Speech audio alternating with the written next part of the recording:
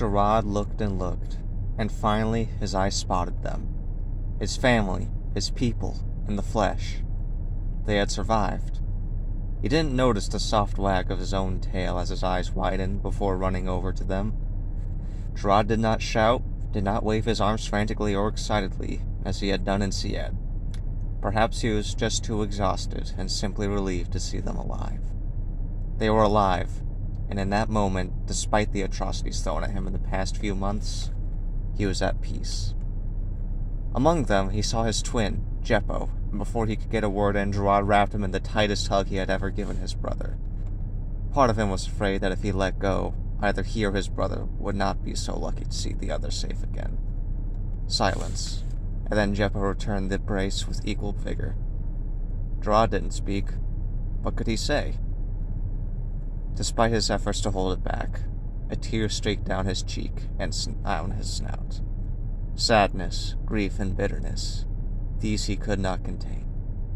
Jeppo pulled back and looked at him, and for a moment he looked not too unlike their father, his soft eyes and concerned and twitching ears betraying the veneer of calm sensibility. Jeppo looked beyond Jarod, searching for something, and immediately he knew what. Jeppo was the smarter of the two, but Jarod knew well who he was looking for. With a resounding thud, Jarod's sack dropped to the ground, disrupting Jeppo's search. While the other jackal wares looked to the pack with puzzled and curious looks, Jeppo exhaled sharply. Clever Jeppo, Jarod thought, sometimes too smart. Jarod's ears folded and his tail sagged, and when he saw his brother look back to him with a pleading look, as if hoping he was wrong, another wave of tears threatened to spill over. He turned his head away. He couldn't bear looking into those eyes of fragile hope. Jarod tried to speak, but all that came out was a hitched breath. His arms trembled slightly as he dedicated himself to the task of untying his sack. His movements were slow and hesitant, but eventually he untied the sack, looked in, and gently grasped the first item, as if it was the most sacred thing on Igven Turkva. He pulled it out and presented the relic to his brother, the fractional remnant of what was once their banner. The monk didn't need to say a word. It looked as if the soul in Jeppo's eyes had died. Jarod wished he could tell him that the feeling would get better and go away, but that would be a lie. Jeppo's eyes never left the banner as he gently took and slowly turned to the others behind him. Once they saw, they knew too. Jasper, poor little Jasper, took it the worst. His cries managed to cut Jarod's ragged soul even further. Others of his people looked at Jarod with a mix of dread, hope, and grief. He met their expectant gazes, desperate hope so fragile that he crushed with sagging shoulders and a weary sigh. He didn't have to say that no one made it out of that temple. He took in a breath to stabilize himself, or tried to, anyway, and knelt and began gently rummaging through his bag. He pulled out heirlooms, trinkets, and possessions one by one, calling out to their new inheritors. He knew who these had belonged to. He knew all of them. When Borg's wife and children approached, Jarod told them of how strong and bold his old friend was till the very end, buying time to ensure that his family and friends could live another day, and he succeeded. When everything was returned to their new, rightful owners, the air was silent. Eventually, one of the children timidly asked if Siet was still demon-infested, to which even the adults looked to him for answers. Finally, a smile turned the corner of his lips. It was small, but it was genuine. He was glad to share good news for once. Siet was virtually gutted by the demon invaders, but it had survived. He told them of the new people helping its recovery, of how the Twilight Goddess herself intervened in the final battle to dispel the storm that had ravaged their home for months. Siet could regrow and heal, he told them, that the lands would replenish, but to do so, Siet needed them. They must restore Anudo's sight to Siet again. Returning to Siet was exciting to some, but to others less so, understandably.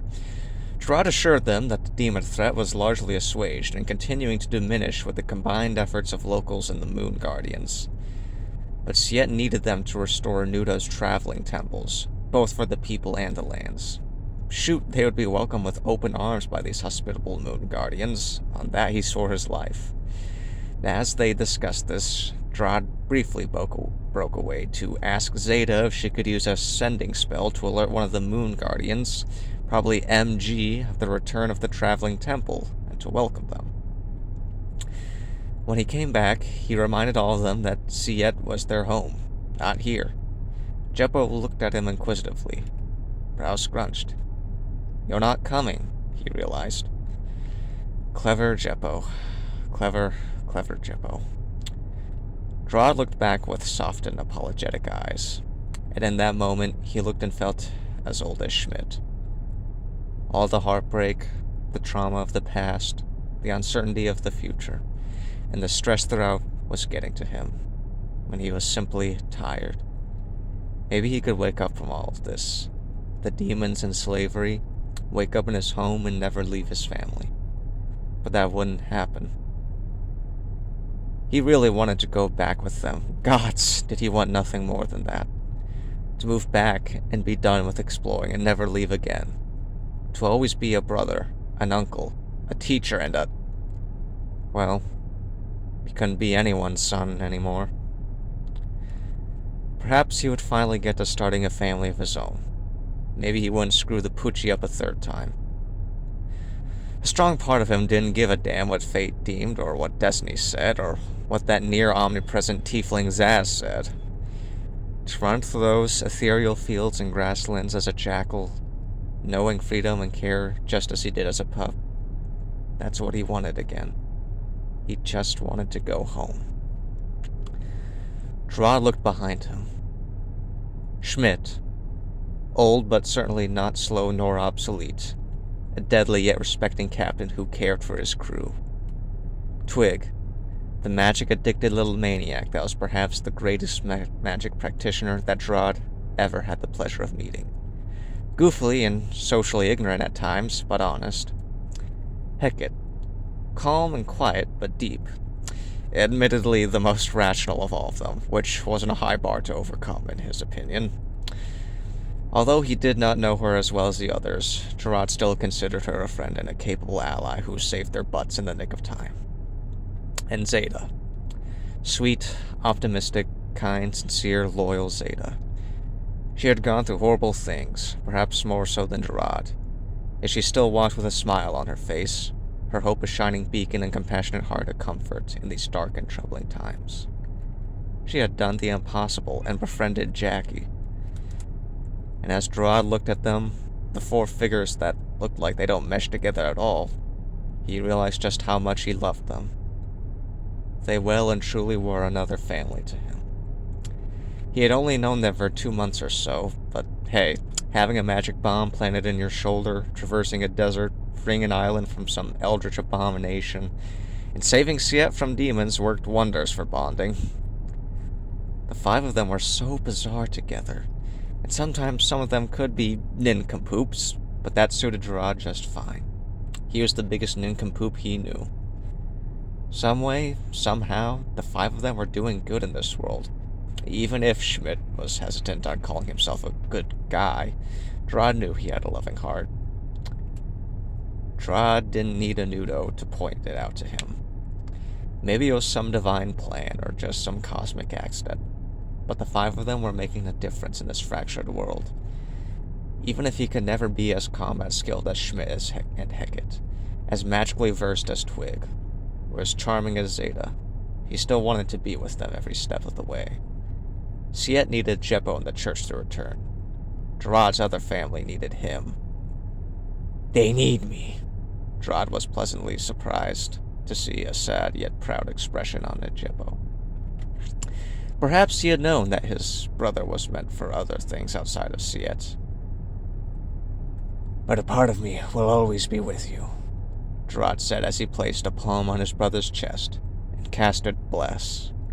He chuckled at Jeppo's surprised stupor and the golden aura. "Oh my," Jarod joked.